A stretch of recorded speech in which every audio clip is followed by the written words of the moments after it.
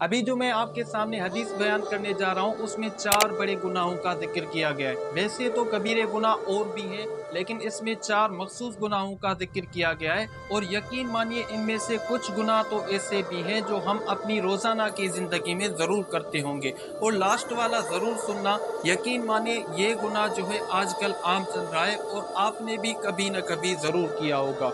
तो नंबर पहले पर आता है, आपने फरमाया कि अल इशराकु बिल्लाह, अल्लाह के साथ किसी को शरीक ठहराना। यानी जैसे इबादत के लायक सिर्फ अल्लाह तबारक व तआला ही है तो किसी और की इबादत करना, या फिर सजदे के लायक सिर्फ अल्लाह ही है तो किसी और के सामने सजदा करना। और यकीन माने ये गुनाह आजकल बहुत ही आम चल रहा है। लोग जो है मज़ारों पे जाकर उनको सजदे कर रहे हैं, उनका तवाफ कर रहे हैं, और ये बहुत ही बड़ा गुनाह है। नंबर दूसरे पर आता है, आपने फरमाया वालिदैन की नाफरमानी करना। अगर वालिदैन कोई आपको ऐसा काम कहते हैं जो शरीयत के खिलाफ है और गुनाह भी है, अगर ऐसा काम आप नहीं मानते, उसमें आप वालिदैन की नाफरमानी करते हैं, तो आप पर कोई भी गुनाह नहीं होगा।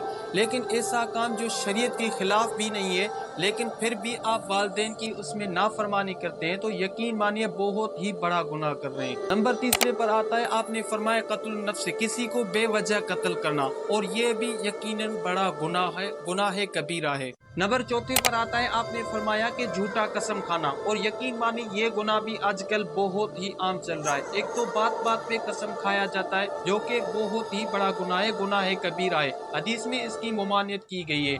और दूसरी बात यह है, आपकी जानकारी के लिए भी बता दूं कि अल्लाह के अलावा किसी और चीज का कसम खाना ये भी बहुत बड़ा गुनाह है। इसको भी हदीस के अंदर जो है शिर्क करार दिया गया है। तो अगर आप भी इन गुनाहों में मुलव्विस हैं, ऐसे गुनाह कर चुके हैं या करते हैं, तो फौरन अल्लाह तबारक व तआला से माफ़ी मांग लीजिए और सदका जारिया समझकर इस वीडियो को आगे ज़रूर शेयर करें।